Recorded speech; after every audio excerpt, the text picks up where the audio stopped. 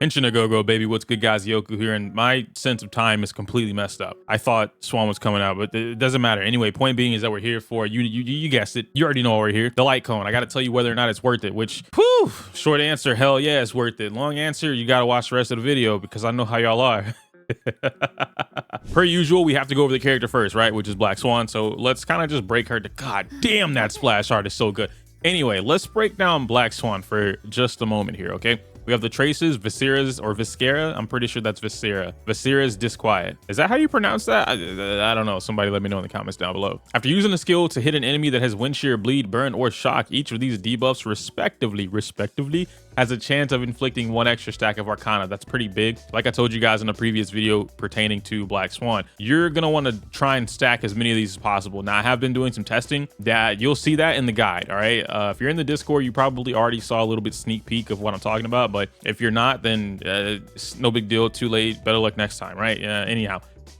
This is really important, stacking Arcana, but essentially what this means is that for every one of these they're going to get that stack. So they have Wind Shear, boom, that's a stack. They have Bleed, boom, that's a stack. They have Burn, boom, that's a stack. They have Shock, boom, that's a stack. And fun fact, I'm pretty positive based off what we saw from the live stream, Arcana or Sacrament, whichever the card itself thing is, that in itself also counts as a DOT. So boom, that's another stack. Now, something that's actually really cool, and I'm not gonna lie to you, I'm probably gonna steal this if I can find a way to do this for my videos. How it look at how like this is Viscera's Disquiet, right? And then boom, related abilities have the arrow going down. That is genius, dude. Star Rail team, great job. Goblet's Dredges. There is a chance to inflict one stack of Arcana when a target enters battle. This is permanent. Anytime they come into the game, boom, you have that. Every time an enemy target receives DOT during a single attack by an ally, there is a chance for the target to be inflicted with one stack of Arcana. This is, the way this is worded might be a little confusing. So the basic way to think about this is there's only certain characters that can apply this effect to re-trigger the DOT. Kafka, that's number one. Obviously, we know why. And then you also have Gonaifen. Gonaifen's ultimate, if I'm not mistaken, where she can re-trigger the burn on someone else to like apply more burns. That's another one. And then Sampo, E4 Sampo in particular, I believe he's able to force trigger all of the wind shears that are already applied on the enemy. So these, oh, and then Luca with his enhanced basic, if I'm not mistaken, correct me if I'm wrong, guys, but Luca's enhanced ability is to be able to re-trigger bleed that he's placed onto the enemy or anyone's placed onto the enemy during this attack, which is why you get the and then you see like 30k from the basic attack. It's really cool. I love it. It's awesome. Makes Luca very strong. So that is exactly what this is. There's a limit to the number of Arcana stacks that can be inflicted on an enemy in a single attack. 9 times out of 10, based off my information of having this knowledge that you guys, yeah, you're not going to reach this limit. Don't worry about it. The limit itself doesn't matter, but it's not so high that it's impossible to reach. It's just not plausible right now. Candle Flame's Portent increases the damage by this. Ooh, that's a Ron May. That's a May ability right there, bro. So just like how May is able to increase her the damage output from her curse technique, right, with her break effect, it's influenced by her break effect. This is going to be similar. This will now increase Black Swan's damage directly influenced by effect hit rate, which is going to be the first character. She is the first character that we have that is going to actually directly influence or be directly influenced by effect hit rate. That's huge. I like this a lot. A lot of y'all have some effect hit rate pieces lying around. Put it on Black Swan, easy peasy. Some of y'all don't though, because you don't care about it. I don't know what to tell you about that. Technique, at the beginning of the battle, she's going to apply a bunch of stacks of Arcana. The more she applies, the less it goes, right? There's a 50% chance of doing it every single time. So starts off at 100, 50% of that, then 50, blah, blah, blah, blah, blah. You guys get it. Basic attack, we understand how this works. But the cool thing about this is that for every stack that is on the enemy, she's actually going to be able to apply another stack respectively, right? So again, same thing as what we read up here earlier. Was that a Viscera, if I'm not mistaken? Yeah, just like Viscera, her basic attack is going to be able to do that. But what Viscera actually does is it makes it so that any attack she does is going to be able to have the same attack or identical ability as the basic attack. Very important for you to understand. That way you can create some SP positive, neutral, or negative situations to your favor. Big stuff. Talent, obviously it's the Arcana stacks. A lot is to be absorbed inside of this one big ass bubble of text. So every time they take damage or DOT, they're going to be inflicted with another stack of Arcana. This will happen immediately on their turn. So if you have, I don't know, let's say you had 30 different DOTs applied to one enemy, like in Simulated Universe, for instance, and then boom, all 30 of those will rack up the Arcana stack. And then after all the DOT is done, Arcana will go boom. So all the DOT, you see it in the little screenshot right here, right? You see all the wind shear, and then a card flips, and then it goes boom.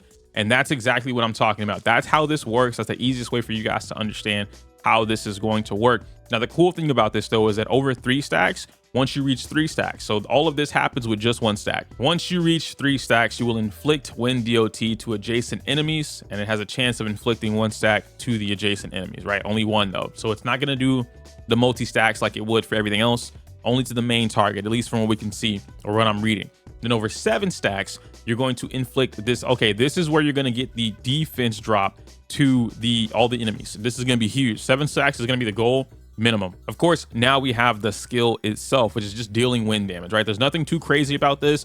However, I saw a lot of you guys trying to tell me that you can use Swan as Pela or a Pela substitute. I have a whole different comment about that I'll address later on. But as of right now, yes, this is going to lower the defense of everyone that it touches, which is going to be very good. There's a chance for this to happen, but honestly, a chance for anything to happen doesn't matter, because her general game plan is to have a certain amount of effect hit rate. Surprise, surprise, is going to be 120. And then reaching 120, you can hit whatever you want. And her in particular, her kit, she should never miss anything. Last is going to be the ultimate, which is going to apply Epiphany on all enemies for a certain number of turns.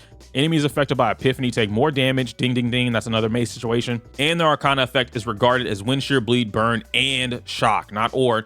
And so she applies all of the DOTs using her ultimate as long as they have the Epiphany status on top of them, which is super huge, really good. That also applies to the light cone, very important. In addition, you don't lose the Arcana effect or the Sacrament effect, whatever they're going to call it here. You won't be losing this on the next turn. So your Arcanas won't reset after they normally get hit, right? So DOT happens, then boom, Sacrament card flips, and then they lose all of their Arcana stacks, and you have to reset it. That's why you can't get to the max in a normal gameplay situation. When you use the ultimate, it doesn't reset. So let's say that you got up to 15 before, you know, their turn comes up, and then their turn comes up, and boom, they take all 15 stacks worth of damage, but the 15 stays there. Now everything you do after that point will then continue to stack from the 15. So now you can get to 30, 40, 50, 60, 70, whatever it is that the game will allow. This will be really good and interesting for people that are going to be able to come up with like 2-turn ults, 3-turn ult strategies, just being able to constantly reset Epiphany. Obviously in Simulated Universe though, this is going to be really big. Let's talk about the light cone. Light cone art is beautiful. I cannot wait to pull this just because of that alone. I love it. All right, I'm not pulling it for that alone, but still, you guys know how I am. Increases the wearer's effect hit rate by 40%. Free EHR. We just got through reading that her kit is based off of effect hit rate, which means you want as much, or rather up to 120 as possible. The cool thing about signature light cones, and we'll talk about the other options that exist for this, because I think there's 3 in the game right now. Cool thing about this is that when you have a weapon, a light cone, giving you free stats, that frees up your substat requirement. In the event, hypothetically, you were able to get Black Swan the 120 effect hit rate without any substats, maybe like 1 roll in substats, right? 2 rolls in substats. You were able to get her to this 120 maximum easily. That allows you to now play around with your build differently than someone else who does not have these particular light cones available to them. So if you have a signature light cone, you get the 40%, you get to 120, whatever. Now you can start playing around with like a crit Swan. I'm not saying do that. I'm just giving you crazy ass ideas. A break effect Swan, a 4K attacking Swan with 140 speed. Something like that is possible now, because you don't have to worry about the extra substats or the mandatory substats being taken up by actual substats.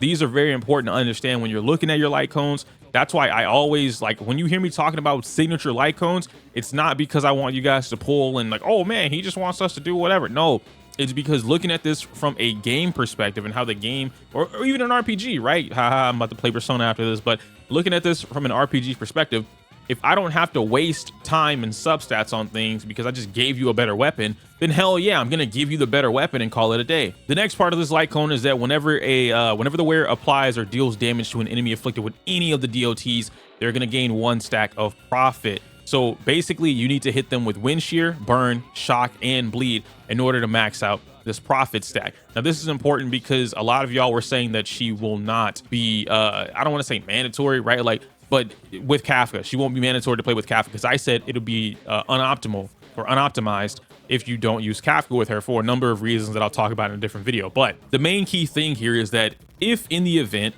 you cannot somehow get all 4 stacks of DOT onto an enemy, you will never max out these profit stacks because you need all 4.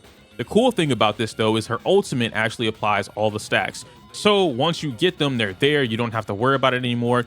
You're good. Use her ultimate and now you have it. So it reduces the need for Kafka in the sense, but it doesn't take away what Kafka brings to the table that's incomparable to the other characters, which is basically a shit ton of front-loaded damage and a lot of back-loaded damage on top of that. Kafka brings damage all around the board. The others don't. Lastly, you have, of course, the attack percent buff coming from the Prophet, and then you also have defense ignore coming from the Prophet. So we had defense ignore twice from her kit. We have it from the light cone, and we'll probably have it from some the DOT relic, right? Prisoner set relic.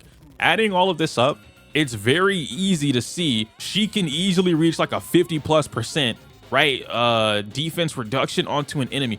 This is probably the closest character getting to true damage. The sucky part about this is that most of this is considered for DOT damage from what we can see, but it's not sucky in a DOT player's case because this character is for DOT. I like her light cone a lot. I don't want to go over Misha's light cone because this isn't specifically for that. Let's talk about some of the other options that you could use instead of Reforged Remembrance. So if I'm looking at some of these light cones here for Nihility class, we have Welts, we have Kafkas, we have Silver Wolves, we have Solitary Healing, we have Good Night and Sleep Well, Eyes of the Prey, Resolution Shines for Mata. It's Showtime. That's going to be a whole different light cone that's coming in this patch for like the new shop or whatever. Before the tutorial mission starts, we will meet again, and then the 3 stars. I won't talk about the 3 stars because quite frankly, there's no reason for you to be using these. I'm going to talk about Eyes of the Prey. I'm going to talk about before the tutorial mission starts. Then I'll talk about Good Night and Sleep Well. I want to briefly mention Solitary Healing. It's nice, not for Black Swan. Unless you're going for a purely break building Black Swan, you don't need it. Let's look at Incessant Rain, or my bad, before the tutorial mission starts. This is one of the other light cones that's going to increase your effect hit rate by 40%. Huge. Not only that, when the wear attacks defense reduce enemies, which in Swan's case is literally all the time, regenerate 8 energy. So every single time you attack, you're going to get 8 extra energy for whatever you're doing.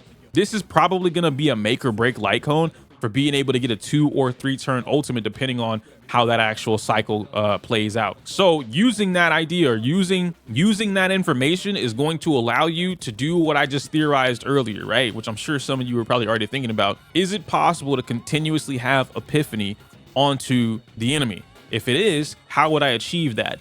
This is going to be the best case to do that. Unfortunately, especially for my newer players who just started with the PlayStation update, you do not have access to this light cone, which means it is physically impossible for you to even have this concept to exist on your account. You can't have it. You don't have this. This is when an exclusive event light cone for 1.1 or 1.2 when Silver Wolf came out, and that's what this is for. So unfortunately, and they gave it to S5 for free, by the way. So if you don't have it, unfortunately, there's no possible way for you to do this unless they rerun the event, which I don't think they did or will. I don't know. Next is going to be Eyes of the Prey. Now, this is something that everybody should have access to, at least S1, S2, maybe, but your real goal is S5. Why? Because effect hit rate, 40%, big dog, and then, of course, increases DOT by almost 50%.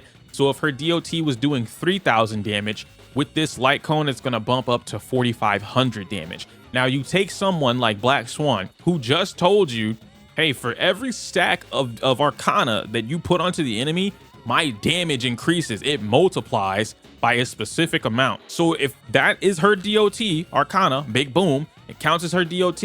And this increases that by 50%. Ding, ding, ding, ding, ding, ding, ding, ding. Boom. They're dead. All right. Eyes of the Prey S5, great option for this character. Last up, because I know a lot of you guys always look at this light cone, Good Night and Sleep Well. For every debuff the target enemy has, the damage dealt by the wearer increases by 24%, stacking up to 3 times. This effect also applies to DOT. This is going to be a really solid, nice light cone for the people that do not have access to an S5 Eyes of the Prey. They don't want to pull for the signature light cone, and you also don't have access to before the tutorial mission starts. So this is just raw damage, which is fine, right? I'm getting raw damage out of the character. It's going to help you out. You're probably going to be able to swap from a win damage orb to an attack percent orb because of how much damage you're actually getting onto this character. Similar to what we were talking about with Ruan Mei, just giving so much damage percent, right, that it becomes a diminishing value. That might happen here using this light cone. The downside to this is that you do not have the free effect hit rate that the other 3 light cones I mentioned give you, which means now you have to work that much harder to get your effect hit rate. And I've already done the calculations for it. I'm using the Google Sheets like you guys like. So I've been building things and testing like what I would need for what. You basically need 10 to 12 rolls in your substats on the average, right? The average is like 4% or something like that. You need 10 to 12 rolls in order to get the 120%. So that's taking up so many of your substats, and you still need speed. You still need attack, HP, defense to not die. Please don't run crit like I thought I was gonna do. It's not good. So we won't talk about that. But the gist of the matter is you're looking for effect hit rate, speed, attack percent, and then the fourth could literally be whatever you want. Again, please don't go for a crit rate. I mean, it's kind of cool, but Arcana won't crit, and that sucks. That's going to be it for me today, though, all right? Hopefully you guys got a lot to understand from this particular video. I really wanted to go over the basis of the light cones just because, again, I've been doing a lot of research on this character. I'm a huge DOT fan, especially because Kafka, your boy likes Kafka. So a lot about Black Swan I've been really looking into. So I know the light cone options that are going to be good. I know the light cone options that are going to be worth it. And I know what's pretty much not worth it. So stick around until I drop my guide when the character releases. You'll get the full information on the character and all that kind of stuff. As of right now, though, going into this, you can pretty much decide if you want to pull for her signature light cone or not, or if you want to save. If you want to save for it, you could probably go for E1. What does E1 do? Can't say that on the video. I also can't say my usual outro because it's inappropriate for YouTube. But if you want me to talk about the other characters pertaining to Black Swan and then, you know, Sparkle, which you guys think I hate her, but I don't, all right, chill. You can see that in one of these videos. Smell you later.